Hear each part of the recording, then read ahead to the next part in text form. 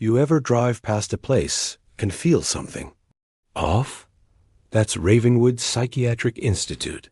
For 40 years, it's been nothing but decay and rumors, ghost stories of patients who just disappeared. Tonight, I'm walking inside to see what the darkness has been hiding. I'm Becca Shaw, and this is Marcus Lay, my cameraman and tech guru. We've heard the whispers, voices from the walls, shadowy figures in the hallways. Dr. Ellen Strauss, who spent a decade digging into Ravenwood's files, says it is more than just stories. So here we are. Ready to find the truth? Okay, so here is the deal. Ravenwood shut down in 1974 after a series of very strange patient disappearances. Doctors and nurses swore they saw things in the halls, patients talking to shadows, scrawling into walls, begging for help. Then, one day, Emily Harper vanished without a trace. No body, no goodbye, just gone. Some say she never actually left. Tonight, we'll set cameras in every corner and record audio, EMF readings, everything. If something's still here, we'll catch it on tape. Back in 1972, dozens of patients were admitted with severe psychosis, voices in their heads, paranoia, violent outbursts. Nurses wrote about shadows that moved without light. Here's Emily Harper, 23 years old, chronicled in her diary. They whisper my name. They keep me here. A week later, she was gone.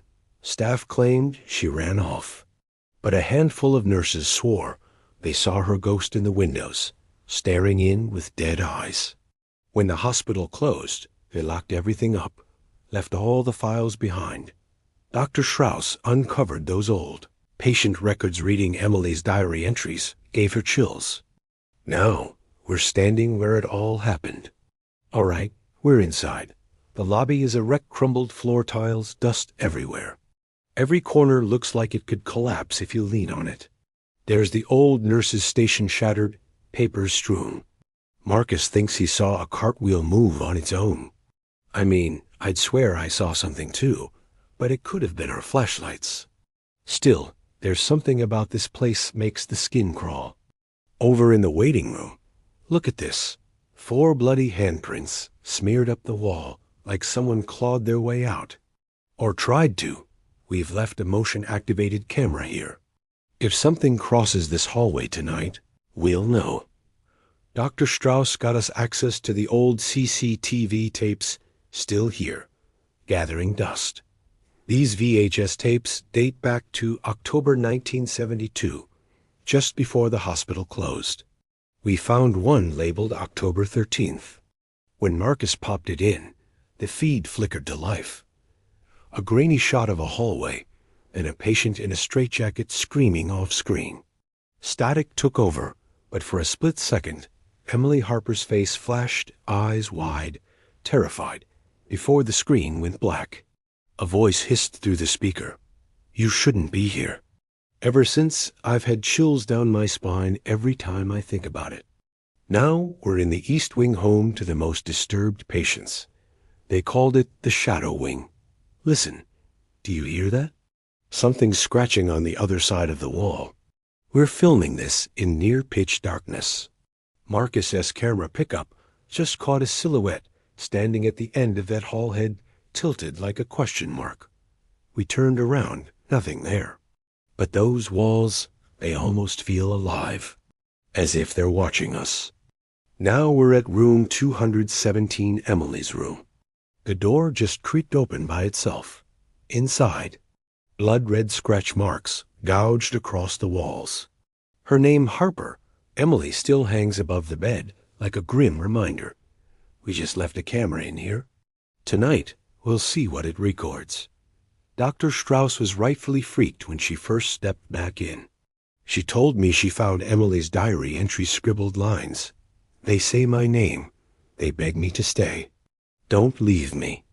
Nurses tried to calm her, but Emily's haze grows darker page by page. Dr. Strauss only stayed a month before she burned out, swears. She heard chanting through the vents at night. After Emily vanished, the hospital shut down. The records stayed, waiting for someone to listen. So far, we've listened. Now let's see what they show us. It's past dusk pitch black now, except for our lanterns. We've got cameras by the waiting room, in room 217, and a static feed to the CCTV monitor. We've thrown down EMF meters, digital recorders, audio mix. If anything moves, makes a sound, flickers a light, we'll catch it. We're all wired in walkie-talkies ready. If we hear screams or that whisper again, we'll know we're not alone. Heart's already pounding. All right, here we go. Something just happened. The camera feed cut out for a second, then came back. On the monitor, there it was. A figure in a white dress, no face. Just a blur hovering down the hall. The whispers started low, like two people arguing from another room. Then closer, clearer.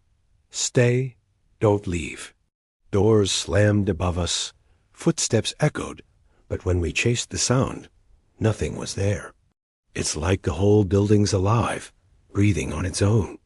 We kept hearing that whisper, "Stay with us," and felt cold drafts brush past, but no windows open. Descending into the basement, and man, it's a nightmare down here. Concrete walls, pipes dripping, the smell of mildew and rust. This is where they kept the electroshock chamber.